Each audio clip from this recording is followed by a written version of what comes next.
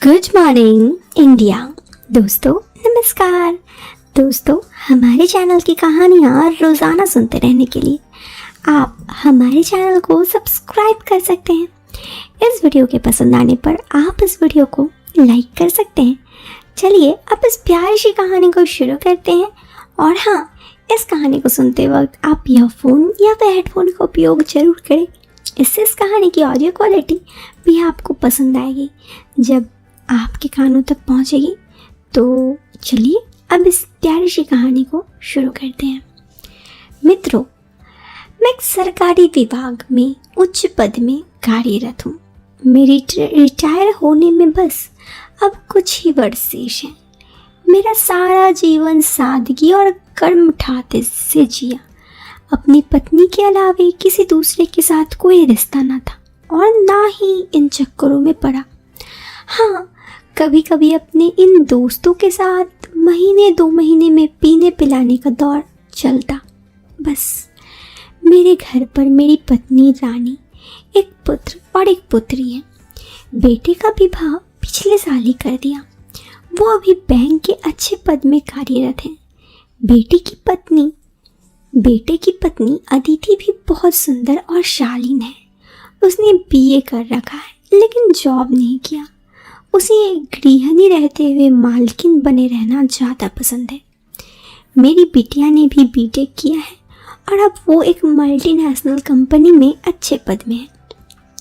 बेटी का विवाह भी अभी 3 दिन पहले ही संपन्न हुआ। अब बात उस रात की। बिटिया के विवाह और विदा का 3रा दिन था। घर अभी भी मेहमानों से भरा था। थकावट, बहुत ही मानसिक शांति और सुकून भी बहुत सा आज चल रहा था। आप सभी तो जानते हैं कि शादी ब्याह में इंसान चक्रघीनी बने रह जाते हैं। काफ़ी कुछ निकट चुका था लेकिन अभी भी बहुत काम बाकी थे।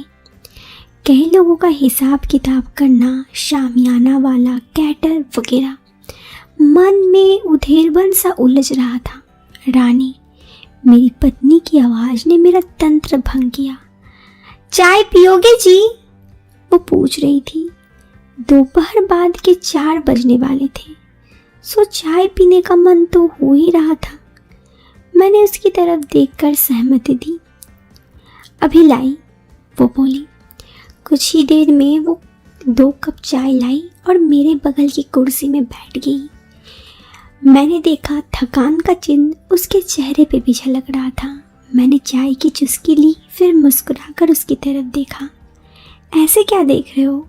चाय अच्छी नहीं लगी क्या? चाय तो अच्छी है लेकिन आज तो मेरा मन हो रहा है 1 महीने से ऊपर हो गया।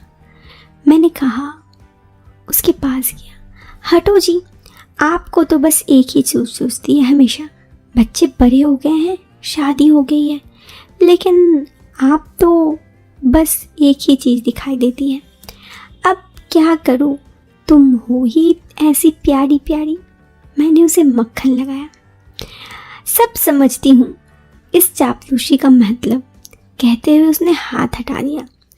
अरे मान भी जाओ ना, आज अच्छा नहीं लग रहा है। थोड़ा मन चंचल है। कोई चांस नहीं है, घर मेहमानों से भरा हुआ है।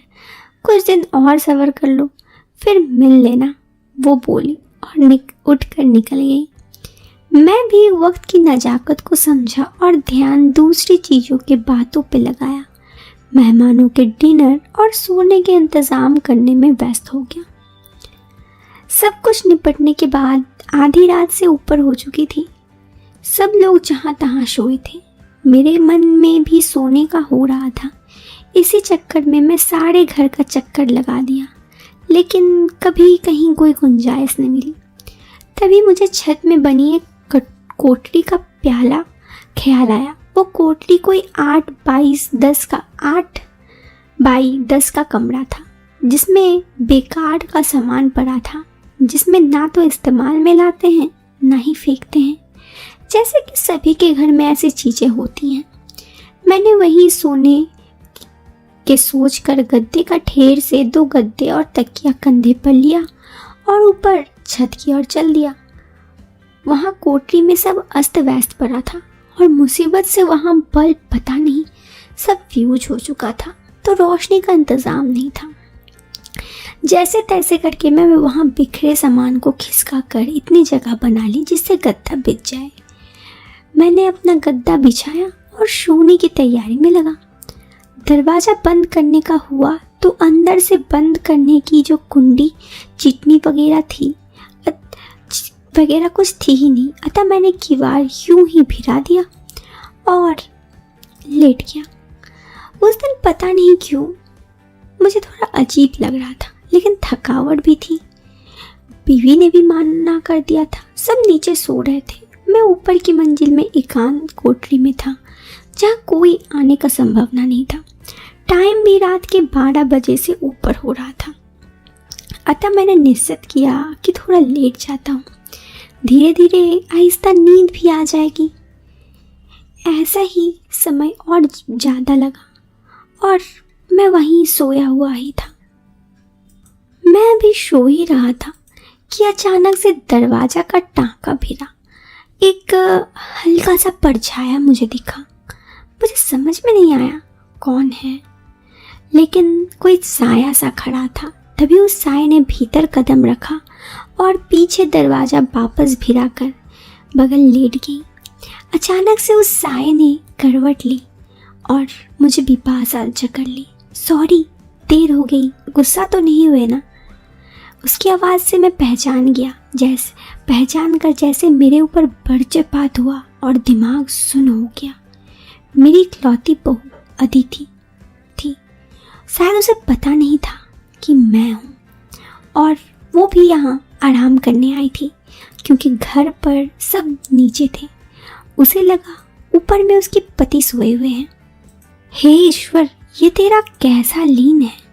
आज तक अपनी पत्नी को कभी धोखा नहीं दिया और कभी कुदृष्टि नहीं की, और आज पुत्रवधू वो मैं कभी सोच भी नहीं सकता। अब क्या करूं? अदिति को डांट दूं, बता दूं ये मैं नहीं हूं? नहीं, अगर ऐसा किया तो शर्म से जीवन भर मुझसे आंख नहीं मिला पाएगी, और पता नहीं लज्जावश कोई घातक कदम उठा ले तो। ये सब मेरे मन में चल ही रहा था। मैंने उस वक्त सोने का नाटक किया और दूसरी तरफ मुड़कर सो गया। शायद वो भी सो गई, ये सोचकर कि मैं कुछ बोल नहीं रहा हूँ। शायद मैं भी सो चुका हूँ।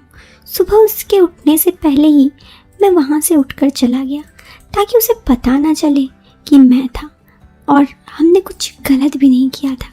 इस तरह मैंने इस रिश्ते को भी बचा लिया और कुछ गलती करने से भी बार के लिए बच गया। तो दोस्तों, ये थी मेरी ज़िंदगी की एक दास्तां। कैसी लगी आपको ये कहानी? ज़रूर हमें कमेंट बॉक्स पे कमेंट करके बताएं, और पसंद आई हो तो आप इस वीडियो को एक लाइक कर दें, और चैनल पे पहली बार आए हैं तो सब्सक्राइब करें। हम मिलते हैं फिर एक नए वीडियो में एक नए और इंटरेस्टिंग टॉपिक के साथ। तब तक के लिए bye bye, take care, bye.